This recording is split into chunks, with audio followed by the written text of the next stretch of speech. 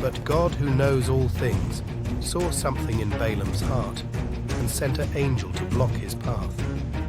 Despite being a prophet, Balaam did not see the angel as it blocked his path, but it was visible to his donkey. The donkey would not progress on the path in fear of the angel, despite several beatings from Balaam. This story contains adult themes. Viewer discretion is advised. Let's begin. As the Israelites journeyed toward the Promised Land, they camped on the plains of Moab, across from Jericho, after having triumphed over Arad, Arnon, and Bashan. Their victories spread fear among the remaining nations, particularly Balak, king of the Moabites. The Moabites were descended from Lot's cursed relations with his daughter. They had close cultural and trading ties with the Midianites, a primarily nomadic people who were descended from Abraham's relation with a servant. God warned the Israelites not to harass or provoke the Moabites to war, as their land was also allocated to them by the Lord by virtue of their forefather Lot and his uncle Abraham. After all, it was Yahweh, the Hebrew God who was revealed to Moses during his time with Jethro, the Midianite priest. The Midianites, though, sided with the Moabites and conspired with them.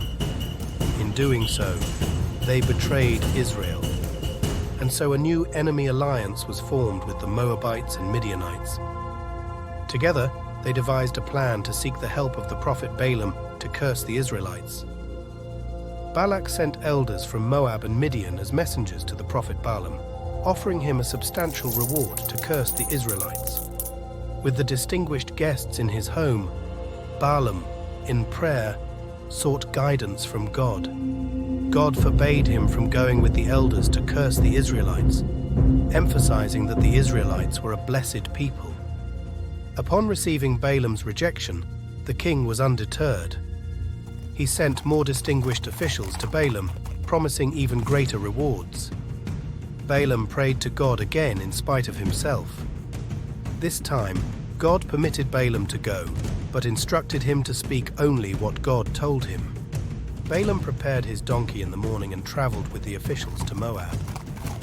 But God, who knows all things, saw something in Balaam's heart and sent an angel to block his path. Despite being a prophet, Balaam did not see the angel as it blocked his path, but it was visible to his donkey. The donkey would not progress on the path in fear of the angel, despite several beatings from Balaam. In doing so, his donkey saved Balaam's life multiple times. Finally, God opened Balaam's eyes to the angel, who rebuked him for his reckless path and spared his life only due to the donkey's intervention. Balaam repented, and the angel allowed him to continue with the officials, but reminded him to only say what God told him to. Balaam arrived in Moab, where he was greeted by Balak. Balaam told the king he could only say what God would tell him to say. Persistent, the king took him to a hill overlooking the Israelites' camp. From there, he told Balaam to curse them. However, instead of curses, God gave him blessings for the Israelites. Balak, angered, took Balaam to various locations, seeking a different outcome. Much to Balak's frustration, Balaam returned with repeated blessings and additional prophecies for the Israelites. He said, "May those who bless Israel be blessed, and those who curse you be cursed." In doing so, he spoke a curse to anyone who would make themselves an enemy of Israel, and a curse to the Moabites. The king burned with rage. He refused to pay Balaam, and the prophet returned home. Eventually, Balaam, disobeying God, advised Balak on how to weaken the Israelites. He knew the Moabites committed sinful practices in God's eyes. The Moabites deified a demon patron called Chemosh, who they would worship by virtue of sinful sexual practices, offerings, and human sacrifices. Balaam told the Moabites and Midianites they could make the Israelites lose favor with God if they enticed them into sin and idolatry through the Midianite women. And so, with Balaam's counsel, the Moabites and Midianites seduced thousands of Israelites into committing sin. Despite God's commandments and Moses' warnings, many of the men started to indulge in sexual immorality with the Midianite women. The men bowed and ate the flesh of the sacrifices they made to their deities. God's anger burned against the people, but he did not forget his promise to Abraham. Despite Balak's and Balaam's conspiring to weaken the Israelites, they had inadvertently blessed them and cursed Moab and Midian.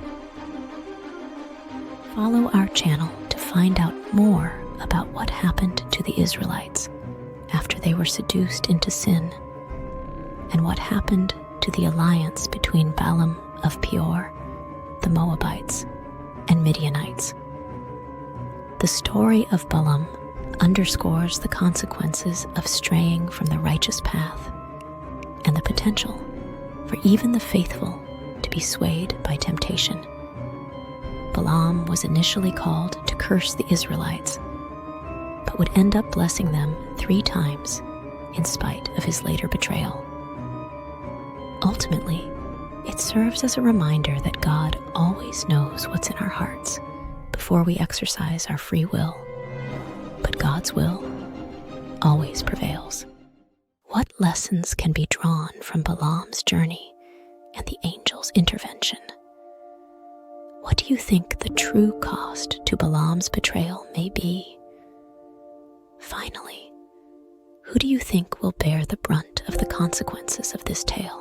Remains from the Moabite territories still remain today, with city walls, artifacts, and most importantly, the Moabite stone rediscovered in 1868. You've been listening to Verse to Flicks.